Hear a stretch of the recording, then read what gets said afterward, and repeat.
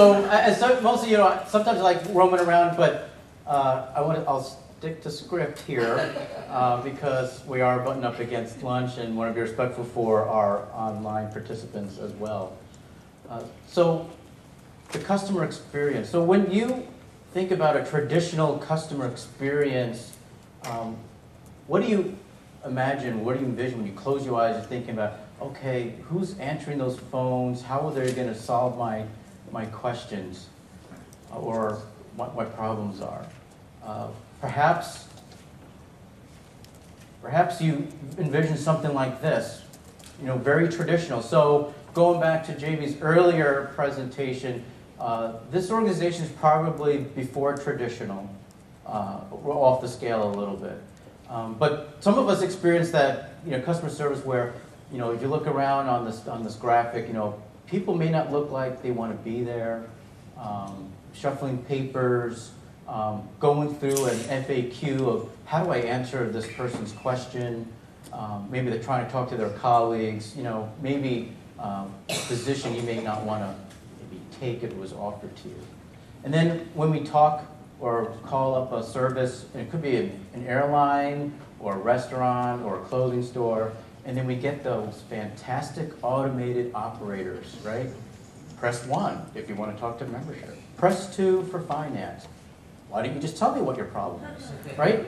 And so when you close your eyes and think about, well, who's behind that organization and monitoring those phones? Well, maybe that organization really has nobody there because it's computers or, again, some type of FAQ that's just being voice response. And one of the things I wanted to talk about is what will our future customer experience be? Because right now we're living in the 4th industrial revolution, right? So many of you have heard Sharon and I speak about this. We're doing a study about it right now.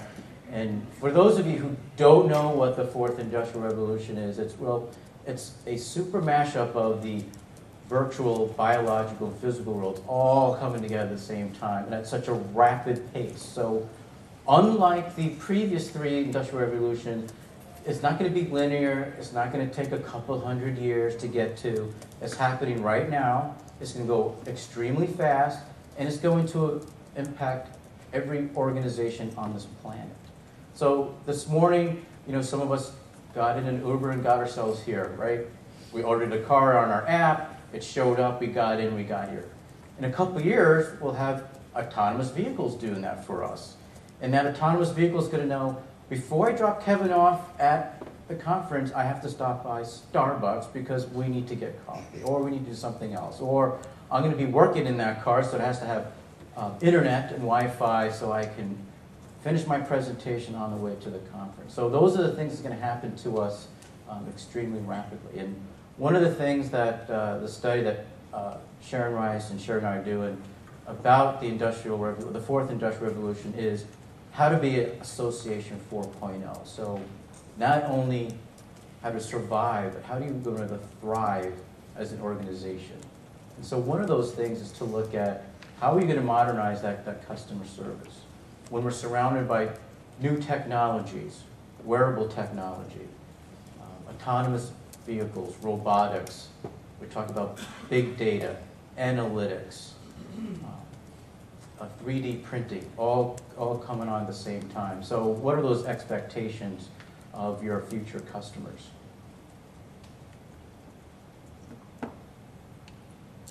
So what goes into that? Again, we heard a lot this morning about personalizing those experiences. So Sandy talked about how do you do that and why do you do that. So you need to continually personalize those experiences, address those issues before they become an issue instead of being reactive. So we got to spin that needle back to be more proactive. And goes back to what I said earlier this morning is, though you have to be problem finders, right, to get that proactive going. So I'm sure all of us here have experienced lousy customer service in the past. It might have been this morning. Hopefully it wasn't here at the conference. But anyway, when you did experience that lousy customer service, was it because you weren't heard? Was it because they didn't understand what your problem was? And then what did you do about it, right? Did you tweet about it? Did you post it on Facebook? Did you do something with Snapchat? Did you go home and tell your family, right? All of a sudden, lousy customer experience takes off like a wildfire. I think we all know about that. So one of the things you need to do is to anticipate questions, issues, and knowing the future of your customers, your members, your audiences, what their expectations are. So let's take a look at who those future audiences are. So it's that mobile generation. It's the wearable technology generation, right? It's the group that said, oh, I grew up on technology. It's a given for them. So we all have our phones. I see many of you on your phones right now, tweeting, texting, emailing. I wish Kevin would go on because I'm hungry, right? That's great. So we're growing up on we're trying to service that mobile generation. And this is, the generation that's coming up behind the millennials and behind them. And so what are their expectations? So who's prepared to handle these future members, customers, and audiences of yours? Right? We have a cute little girl telling it to her grandmother, no, this is how you turn on Wi-Fi. What is that? And then this 18-month-old, 2-year-old young man, wearable technology, and what is he trying to do? He's trying to renew his subscription to .org Community. Am I ready to handle that? That's what keeps me up at night. That's one of my challenges I wrote down when I said, write down your challenge. Well, how are we going to do this from wearable technology? So these are the future audiences that we have to keep in mind, right? And obviously, these customers growing up in technology, you give someone a watch, or they already know how to use it. So they're way ahead of everyone in your customer service department. And also, how many of us, when we had our early jobs in our careers, said, oh yeah, we're going to start you off in customer service? Or is that your current plan? Well, let's think about that. So customer service, probably number one thing, we talked about value proposition and marketing and what's our culture here. Well, it's all about customer service. But everyone starts off there. So you have the most inexperienced, not so knowledgeable person starting in your front lines right away, because that's the beginning. So maybe we need to think about switching that around so you can deal when these guys grow up and calling or trying to figure out a solution that your organization can handle that. So I want to just talk maybe a couple things. We heard a lot about this morning. Maybe these are some considerations or commandments for modernizing your customer service experience. Personalization, analytics, integration, and empowerment.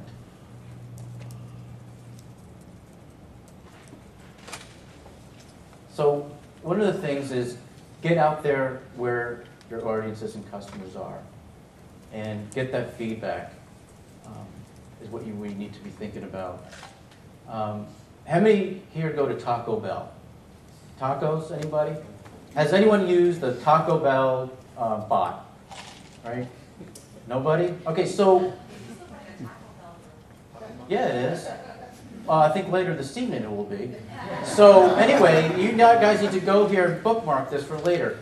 So Taco Bell integrated Slack to have a taco bot. So you can pre-order your exact burrito and taco. And so when you arrive there, or however you get there, it's ready for you. So they're trying to have this 24-hour customer liaison to the world out there.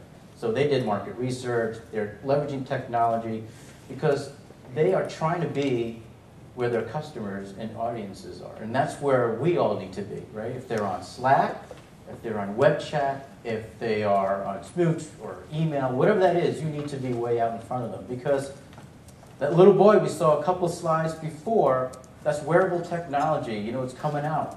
So they're all going to be wearing the technology. So we need to be there to support them. And support their customer, again, collecting the data for personalization. We all, probably Google Analytics turned on for our websites, what's our conversion rate? What are the shopping cart drops? What are the purchases per visit? Where are they dropping off? Where are they entering? So you need to start collecting all that data, which I know a lot of you are.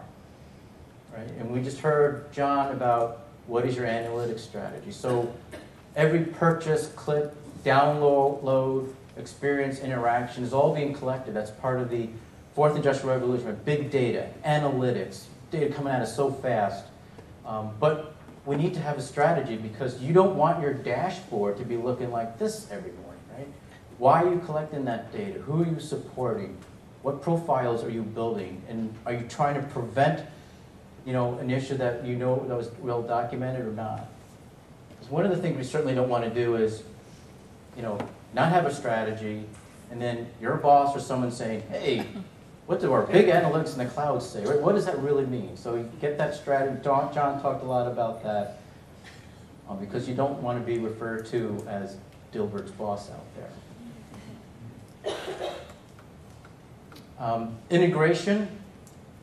We all talk about integration.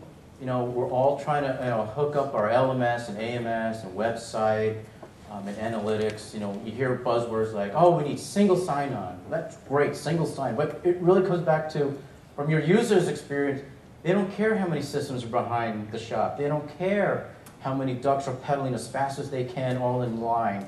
All they care about is that experience. So I was working with a customer years ago on what a single user sign-on strategy is, and they all thought, oh, as long as they don't have to enter their password again, we're done. And I was like, no. As soon as they hit your website, it has to be seamless. Logon box has to look the same. I forgot my password has to look the same. The dual authentication has to look the same. And so your integration is way beyond single sign-on or tokenization of your password and username. You got to think about it from the user's perspective. And I know a lot of you know that, but I think I bring this up as one of these commandments because we always got to think about that integration to all the systems behind the scenes. And lastly, empowerment. So this is the one thing we can all do today is empowerment. You've got to give your employees the power to make those decisions and not have that approval process. Jamie had a great example this morning of, your manager comes, well, how's that going? Well, I don't know, it's waiting for your approval. Well, that's really not empowering anybody, right? You can be stuck there. So empowerment, give your staff the tools, give them the training, give them the motivation, give them the goals, measure that performance. And it all starts with, if you're implementing a new system and all of a sudden we're having a big conversation about permissions and only these people can do this and only these people can do that, well, we need to think about what does that mean by empowerment. And when we were doing some of our studies with our association CEOs with Association 4.0, I talked to Gary Shapiro, who's the CEO of the Consumer Technology Association, and one of his quotes was, it's humans making decisions about who they hire, who they train, who they promote, who they award. So it's important to get that empowerment back as part of your modernization of customer service strategy. And so you guys are thinking, well, I need help on integrations, I need help on analytics, I need help on big data and personalization and empowerment. Well, all these people are in this room with us right now. So again, there are problem finders. Maybe you wrote down as one of your challenges, I'm having an integration issue, or my customer service sucks, I need to rev it up. Well, talk to these folks during lunch and during our breaks. So in conclusion, right, we're almost ready for lunch. I can see a lot of you getting antsy to get out of here. Just remember, you guys can do it. And every accomplishment starts with what? No. That's good. That's a good one. And online, every accomplishment starts with what? A decision to do it. So with that, I'm going to end because I see it's about 12:15 Central Time. We'll be back here at 1:30 Central Time to continue our afternoon. My good friend Joey Knecht is going to deliver an awesome keynote about design thinking. So again, that's 1:30 here. And for those of you online, we'll leave the connection up, but